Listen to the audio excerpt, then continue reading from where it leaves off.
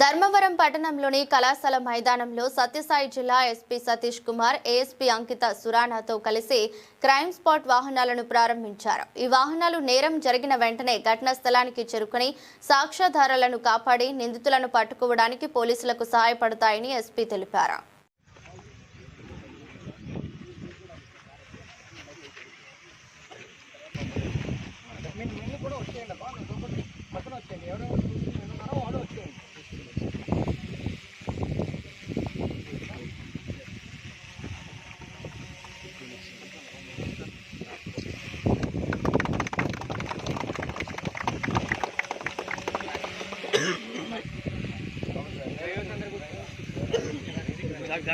bag वाला